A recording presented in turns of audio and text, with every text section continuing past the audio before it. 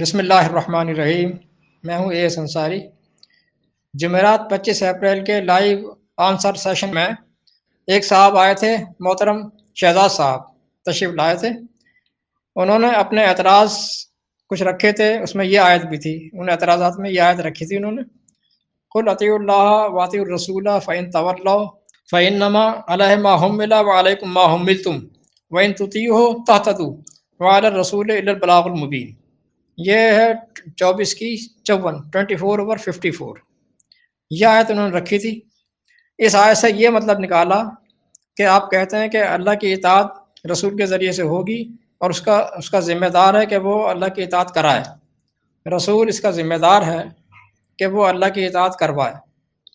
لیکن یہ آیت تو بتا رہی ہے کہ اطاعت سے انحراف کرنے کا آپشن بھی ہے، موجود ہے، اور آپ کے ذمہ سے صرف پہنچا دینا ہے۔ وما علی الرسول الا البلاغ المبین، یہ نقطہ انہوں نے ریز کیا کہ وما علی الرسول الا البلاغ المبین، کہ رسول کے ذمہ سے صرف پہنچا دینا ہے۔ آپ کہتے ہیں کہ اس کا نفاذ کرنا بھی، انفورسمنٹ بھی ہے۔ یہ انہوں نے نکالا اعتراض کہ آپشن موجود ہے انحراف کرنے کا، اور رسول کے ذمہ صرف پہنچا دینا ہی ہے، اطاعت کرانا نہیں ہے۔ رسول کے ذمہ صرف پہنچا دینا ہی ہے، اطاعت کرانا نہیں ہے۔ یہ تھا ان کا نقطہ۔ میں اس نقطے کو سمجھانا چاہتا تھا، لیکن وہ صاحب تسلی سے سننے کو تیار ہی نہ تھے۔ بہرکیف سیشن کا وقت ختم ہو گیا، اور پھر ہم نے کچھ چند منٹ کے بعد پھر سیشن پہ چلایا، اس بھی نہیں آیا، وہ تشریف نہ لائے پھر دوبارہ، لہٰذا وہ بات وہیں کے وہیں رہ گئی۔ یہاں میں اس کا مفصل جواب دے رہا ہوں تاکہ دوسرے لوگ بھی سمجھ لیں اس نقطے کو، چونکہ اہم نقطہ ہے۔ رسول سے متعلق جو بھی اہم نقطہ سامنے آتا ہے میں اس کی وضاحت لازمی دیتا ہوں، چونکہ بہت اہم ٹاپک ہے اور ہمارا مرکزی ٹاپک ہی یہ ہے، لہذا اس کو سمجھ لیجئے۔ سابقہ دور میں جب محمد علیہ السلام پر قرآن نازل ہو رہا تھا تو محمد علیہ السلام نبی بھی تھے، رسول بھی تھے، نبی پلس رسول۔ دیکھیں یہ بار بار بتاتا ہوں میں، نبی پلس رسول، ان کے پاس دونوں عہدے تھے۔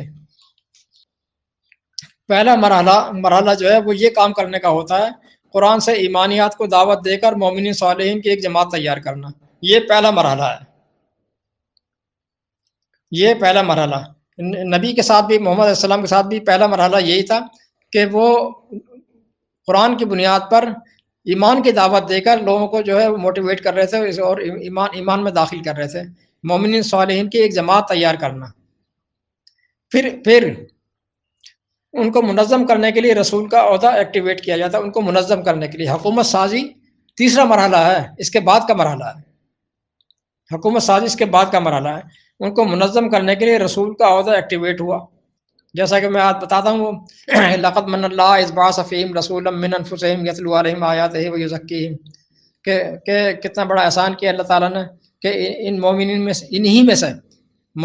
انہی میں سے رسول مبعوث کر دیا۔ لہذا رسول کا عہدہ ایکٹیویٹ ہوتا ہے، تنظیم قائم ہونے کے ساتھ ساتھ تنفیذ کی پاور نہیں مل جاتی۔ جیسے ہی مطلب ہے کہ وہ منظم ہو کر ایک جماعت بن جاتے ہیں، جمعیت کی شکل میں آ جاتے ہیں، اور رسول جو ہے ان کا منتخب ہو جاتا ہے، لیکن پاور تو نہیں ملتی نا، پاور نہیں ملتی، پاور ملتی ہے اقتدار آنے کے، حکومت ملنے کے بعد، تو پاور نہیں مل جاتی فوری۔ احکام کو نافذ کرنے کے لیے حکومت چاہیے، احکام کو نافذ کرنے کے لیے حکومت چاہیے۔ یہ دور وہ دور ہوتا ہے کہ رسول بطور سرپرست اعلیٰ تو ہے لیکن رولر نہیں ہے، ابھی حکومت سازی باقی ہے، ابھی بہت کچھ باقی ہے۔ پھر اگلی سورہ وہ تھی 24 کی 54 یعنی 24/54، اور پھر اگلی ہے 24/55 کے اندر میں حکومت کی بات ہو رہی ہے، حکومت سازی اب اس کے بعد ہوگی۔ حکومت سازی کی بات ہو رہی ہے کہ جس میں اللہ کے فضل و کرم سے اللہ انہیں اقتدار بھی سونپ دیتا ہے، وَلَا يُمَكِّنَنَّ لَهُمْ دِينَهُمْ، یہ 55 آ گئی، ان کے لیے ان کے دین کا اقتدار قائم کرا دیتا ہے، حکومت قائم کرا دیتا ہے۔ اب پاور مل گئی، اب ملی ہے پاور، اب یہ آیت ملاحظہ کیجئے، اب پاور ملنے کے بعد یہ اگلی آیت یہ وَإِن مَكَّنَّاهُمْ فِي الْأَرْضِ أَقَامُوا الصَّلَاةَ، اب دیکھیں یہ آیت لگے گی اب وَإِن مَكَّنَّاهُمْ فِي الْأَرْضِ أَقَامُوا الصَّلَاةَ وَآتَوُا الزَّكَاةَ، یہ سورہ حج کی 41 آ گئی، 22 کی 41۔ اور اگر ہم ان مومنین کو زمین پر اقتدار عطا کر دیں گے، دیکھیں اقتدار عطا کرنے کے بعد کیا ہوتا ہے، زمین پر اقتدار عطا کر دیں گے تب پھر یہ اقامت صلاۃ اور اطاعت زکوٰۃ کریں گے۔ اقامت صلاۃ کا مطلب ہے وہ احکام جو کتاب میں مستور تھے، مستور لکھے ہوئے، کتاب میں مستور تھے، لکھے ہوئے تھے، وہ اپنے اپنے مقام پر جا کر سل کریں گے، سل مل جانا، جا کر چپک جانا، اپنے اپنے مقام پر جا کر سل کریں گے۔ دا رولز ول بی انفورسڈ، اب یہ انفورس ہوگی، انفورسمنٹ ہوگی ان کی، وہ رول، وہ احکامات اب جا کے وہ انفورس ہوں گے۔ انہی قیام صلاۃ کا ایک جز ان احکامات کی جو احکامات جو ہے وہ رولز اینڈ ریگولیشن ترتیب دیے گئے ہیں، ان احکامات کی اویئرنیس دینا بھی ہے۔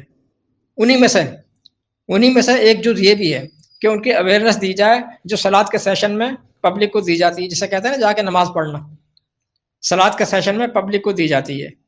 اور زکوٰۃ کا نظام نافذ کریں گے۔ پھر اور کیا کریں گے؟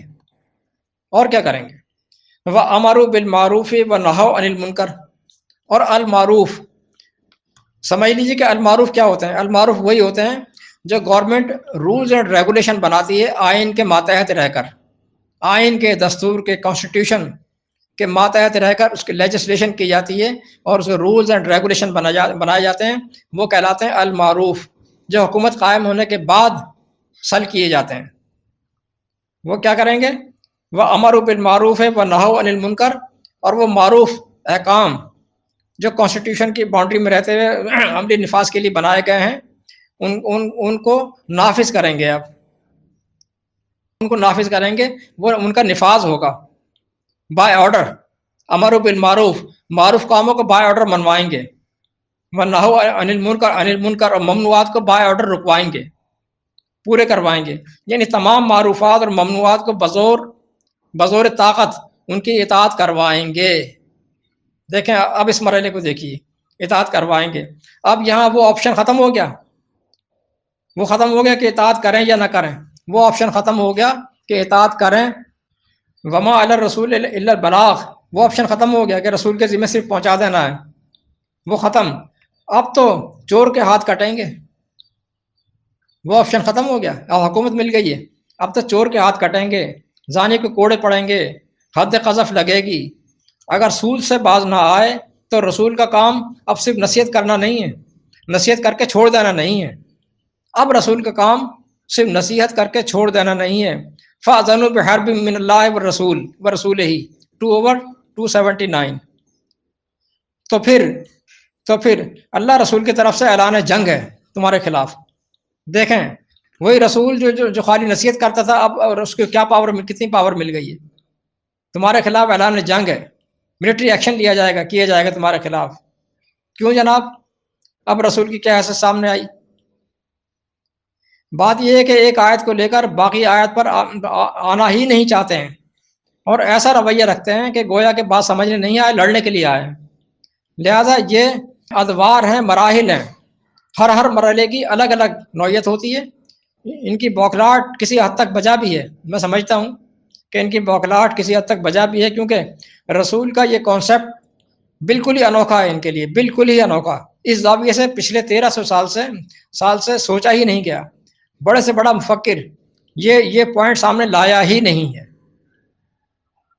لیکن اب اللہ کے فضل و کرم سے یہ پوائنٹ سامنے آ گیا ہے۔ والسلام۔